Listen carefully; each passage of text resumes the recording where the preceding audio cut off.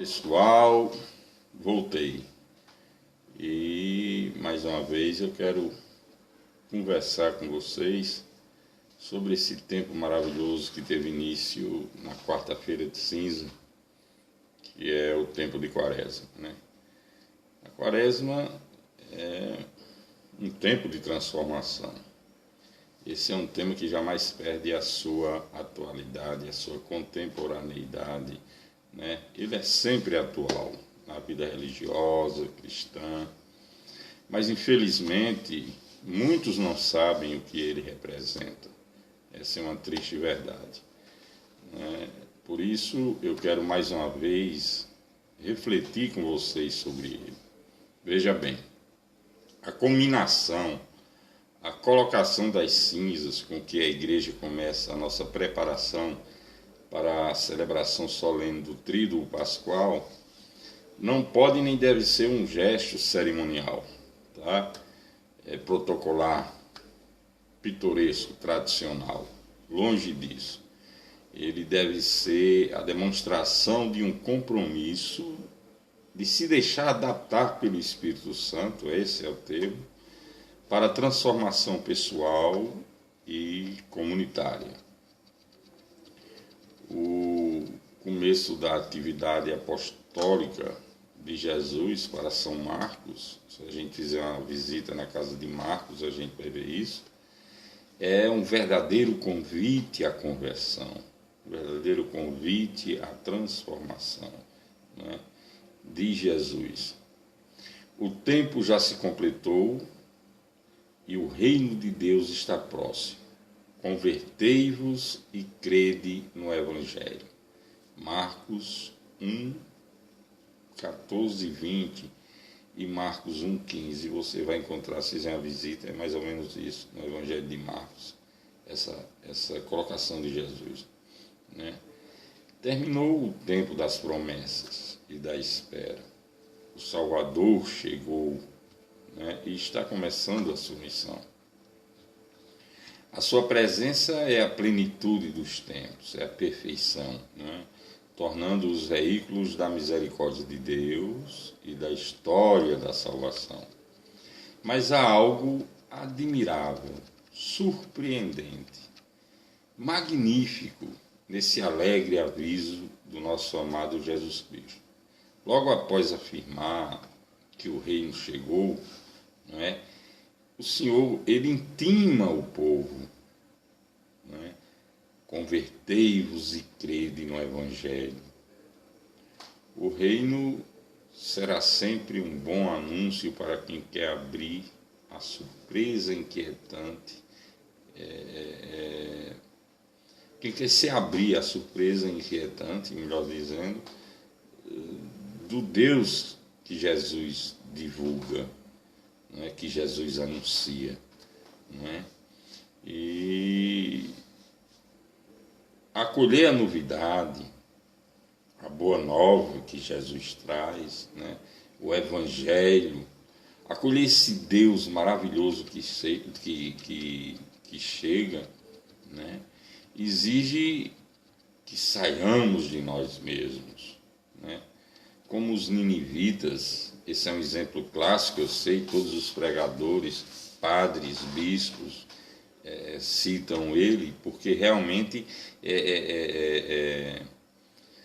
os ninivitas que, escutando o apelo de Jonas, converteram-se, é um exemplo mais do que viável para se colocar nessa época de Quaresma. Mais tarde, inclusive, Jesus ele irá criticar duramente o seu povo, né? Ele diz assim, cita como exemplo, o próprio Jesus, ele diz, os habitantes de Nínive se levantarão no julgamento, juntamente com esta geração, e a condenarão, porque eles se converteram pela pregação de Jonas. Mas aqui está alguém que é mais do que Jonas. Está em Mateus 12, 41. Meu irmão e minha irmã, veja bem como é sério isso aqui. Jesus, segundo Marcos, no início de sua missão, ele faz um convite à conversão. Ele diz o tempo já se completou e o reino de Deus está próximo. Convertei-vos e crede no Evangelho.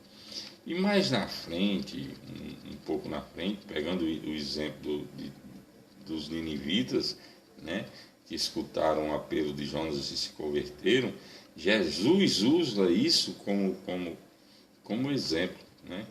E diz que eles, junto com essa geração, vai condenar a própria geração, porque eles se converteram, os ninivitas, e ele, Jesus, é maior do que Jonas, né? Enfim, como é importante a gente entender esse momento e o que ele representa, esse momento que teve início na quarta-feira de cinza, né? Porque cheio de nós, meu irmão, minha irmã, adormecidos e satisfeitos com nossos pensamentos, né, com nossa lógica acomodada, nós jamais poderemos acolher o reino em nós e conhecer sua alegria e sua paz, né? Assim, a primeira palavra do Senhor no Evangelho é: convertei-vos. Não é possível conter Jesus, receber Jesus. Não é aceitável, não é conter Jesus, receber Jesus com limitações, sabe? Não é aceitável um cristianismo sob medida, ou de acordo com os nossos pensamentos e as nossas vontades mundanas. Não existe isso, né? O reino, ele sofre violência do mundo, violência do nosso coração envelhecido pelo pecado, da nossa cabeça fechada para o amor de Deus, né? Por isso mesmo, logo após apresentar o apelo de Jesus, o próprio São Marcos nos fala da vocação dos 4 primeiros discípulos, né? Da missão, da vocação dos 4 primeiros discípulos. Certamente esse convite indica a vocação de todo cristão, né? Seguir Jesus no caminho da vida. Nesse sentido, né, a lição é clara, né? Seguir Jesus exige deixar tudo, deixar-se e colocar a vida em relação com o Senhor. Só dessa forma, somente assim a gente poderá acolher o reino, né? Para acolher Jesus, a condição primeira é a conversão. Ele mesmo diz isso: convertei-vos. A mudança profunda de vida que exige, sobretudo, veja bem, a luta contra o pecado e, portanto, a rejeição de tudo aquilo que o pode desviar do amor e da lei de Deus. Uma conversão semelhante à que Deus exigiu à cidade de Nínive, né, por meio da pregação de Jonas, e que os seus habitantes praticaram abandonando o mau caminho. Está em Jonas 3,10. Né? Mas a fuga do pecado, né, e essa luta contra o pecado é apenas a primeira fase da conversão anunciada por Jesus, que exige também um segundo momento que é destacado no Evangelho, né? Acreditai na boa nova. Crer. Você está entendendo? O cristão tem que concordar positivamente com o Evangelho, afirmativamente com o Evangelho. Como diz os jovens, tem que fechar com o Evangelho, 100% com o Evangelho, com a fé vivificada pelo amor.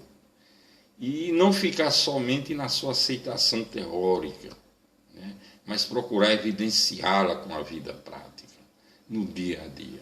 É necessário e urgente, pois, deixar de lado a mentalidade terrena que faz com que o homem viva e atue apenas com vistas à felicidade e aos seus interesses pessoais, egoístas, mundanos e, por isso mesmo, temporais, né?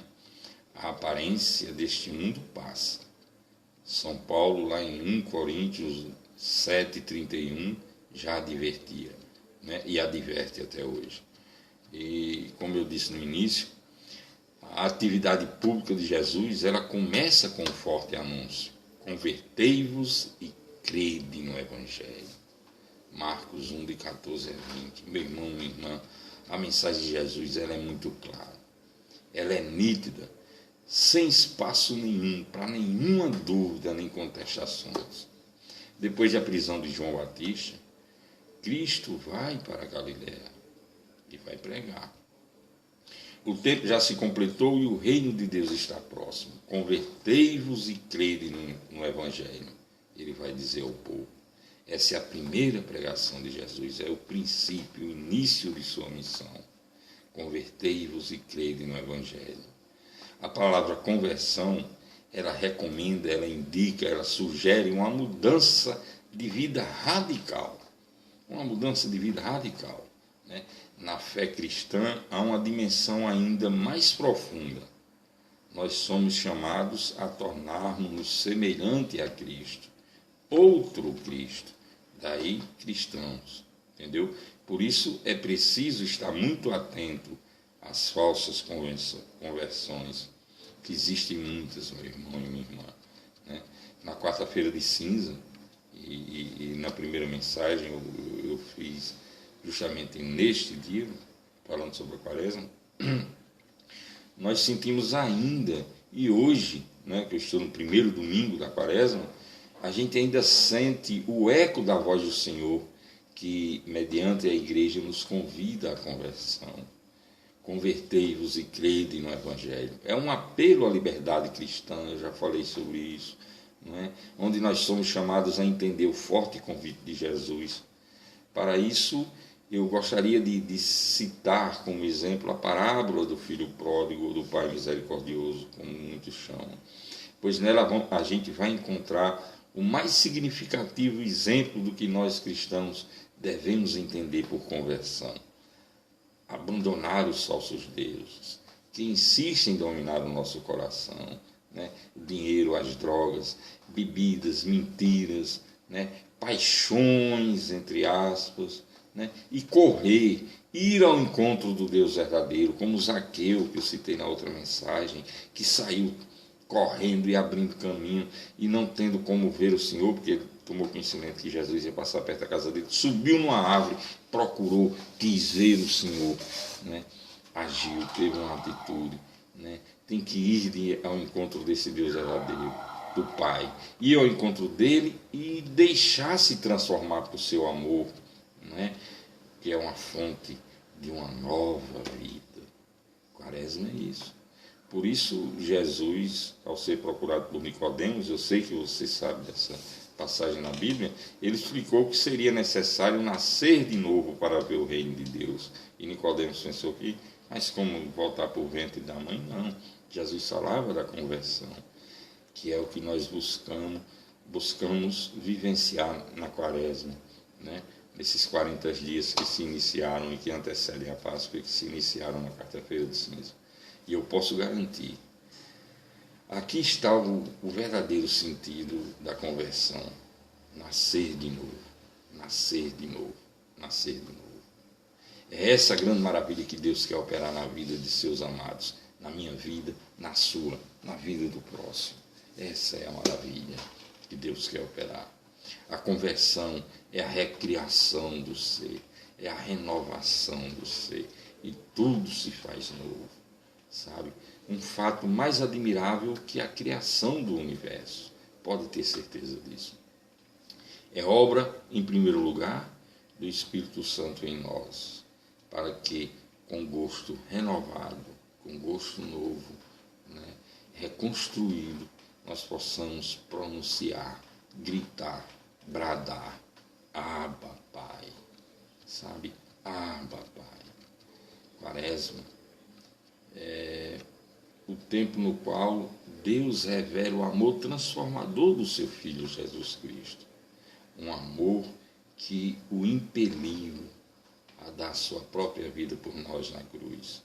É um tempo de graça, quando Jesus, meu irmão, quer lhe falar ao coração. Quer falar ao meu coração, ao seu coração, ao coração de todos nós. Sabe? Isso é maravilhoso, né? Mas como eu disse na primeira mensagem, eu volto a repetir, ele jamais se imporá a você. Ele não vai entrar à força em seu coração. Não. Ele é educado. Ele é amoroso, sabe? Ele lhe ama e considera demais. Mas ele assegura que se você procurá-lo bem dentro do seu coração, e eu volto a reafirmar, Jesus está dentro de você, acorde-o, procure-o, você vai encontrar. Né? E ele assegura que se você procurá-lo bem dentro do seu coração, esta quaresma, ela pode ser o mais maravilhoso tempo de bênçãos que você já possa ter experimentado até hoje em sua vida. Isso, com certeza, vai acontecer. Jesus garante isso, meu irmão. É claro que o seu dia a dia não pode parar. Todos nós temos responsabilidades, né? Seja com o nosso trabalho, com a nossa família. A grande maioria de nós tem obrigações, tem responsabilidades a cumprir, né? Porém, pelos próximos 40 dias, você pode adotar uma conduta de procurar Jesus. Você pode decidir buscar o Senhor, né? Assim como fez Zaqueu. Né? Você pode determinar adequadas metas a atingir, objetivos a serem atingidos nesses 40 dias. Né? Talvez você possa assistir à missa todos os dias e não só aos domingos. Né? Ou recolher-se por algum tempo, a cada dia em oração pessoal, silenciando o coração e buscando ouvir a Jesus Cristo. Pode ser que você examine e questione o seu coração toda noite, o que eu vou fazer daqui a pouco, né? Já são 1h da manhã, enfim. E, assim como eu, você possa examinar e questionar o seu coração toda noite antes de se deitar e pedir a Jesus para perdoá-lo pela maneira com que você se afastou dele durante o dia ou em qualquer fase de sua vida, pedir perdão, né? Agradecer, pedir a ele para lhe ajudar a vivenciar essa quaresma, para fazer uma verdadeira transformação em sua vida, assim como fez com Zaqueu, para que a salvação entre em sua vida também, né? Enfim, você é chamado de uma maneira particular a olhar para dentro de si. A quaresma é um tempo propício para isso, né? Para a gente olhar para dentro de si e investigar o que está fazendo pela nossa casa comum, pela terra, pela humanidade, né? A campanha da fraternidade desse ano, né, que tem como tema Casa Comum, nossa responsabilidade, olha só, Casa Comum sugere família, não é verdade? Família, a célula máter da sociedade, não é verdade? Eu já falei em outras mensagens sobre isso, que isso representa, né? O reflexo da sociedade é o que acontece nas famílias, a família vem sendo destruída, enfim. Então, veja bem, casa comum, nossa responsabilidade. Esse é o tema da campanha da fraternidade esse ano. E faz um alerta a todos nós esse tema, né? Nós temos que cuidar do que Deus criou e nos confiou. Deus criou e nos confiou a família, é uma instituição divina. Deus criou e nos confiou a terra em que vivemos. Deus criou e nos confiou o próximo, que todos nós somos criação de Deus. Entendeu? Esse é o alerta que a campanha da fraternidade nos faz esse ano. Cuidar da natureza, né? Nós estamos vendo aí que a coisa está feia. E esse cuidado ele pode começar com pequenos gestos, sabe? Com pequenos gestos, pequenas atitudes, sabe? Pequenos modos, como por exemplo se preocupar com o seu quintal, com o quintal de sua casa e cuidar do seu quintal, né? Isso aí pode inclusive ajudar no combate a essa proliferação da dengue, da zika, né? E são gestos simples, você cuidar da sua casa, você ter cuidado para não criar condições de haver proliferação desse mosquito que tem causado tanto dano a tanta gente no Brasil e no mundo, né? E é um pequeno gesto que tem uma dimensão enorme de benefício para todo mundo, né? Por exemplo, não jogar lixo na rua. Muita gente vê no Rio de Janeiro, em várias cidades, quando chove, que é que o lixo na rua proporciona inundações e etc. Né? Apertar o seu político, as autoridades constituídas, cobrar mesmo das autoridades para que façam a parte delas, né? Como o saneamento básico, por exemplo, que já lembra a saúde, não é? E é isso, meu irmão. Quaresma é transformação, é atitude, é renovação. E eu espero que o Senhor nos ajude na vivência prática dessa campanha da fraternidade, né? E para se viver essa campanha da fraternidade na prática, como eu já falei, gestos simples, né? já faz com que você viva essa parte prática, né? Enfim, seja qual for a sua decisão, esteja certo que Jesus está aguardando a cada segundo, a cada minuto, a cada hora, a cada dia por você. Ele está esperando ouvir você. E mais que isso, mais extraordinário ainda, ele está apreensivo, inquieto, ansioso para conversar com você. Sabe? Acredite. Vou te dizer uma coisa, meu irmão, vou te dizer uma coisa, minha irmã. Quando você ouvir a voz do Senhor no seu coração, pela primeira vez, a sua vida ela poderá ser transformada. Que Deus abençoe abundantemente você e sua família durante esse período especial de graça, sabe? Esse período que é reservado para reflexão, para conversão espiritual, né? Onde você deve se aproximar de Deus e buscar o seu crescimento espiritual nesse tempo santo, né? Que você reze, faça sua penitência, faça caridade e que a transformação aconteça em sua vida de uma forma muito especial. E que nesse período de retiro espiritual voltado à reflexão, ao questionamento e à transformação, em que nós devemos nos recolher em oração e penitência, preparar o nosso espírito para a acolhida do Cristo vivo, ressuscitado no domingo de Páscoa, a gente renasça como Cristo renasceu. E que a luz de Jesus Cristo continue brilhando cada vez mais em seus corações, assim como brilha no meu. Amor, paz e bem sempre. Um forte abraço desse seu amigo, Ezes Trajano de Deus Leal. E até a próxima.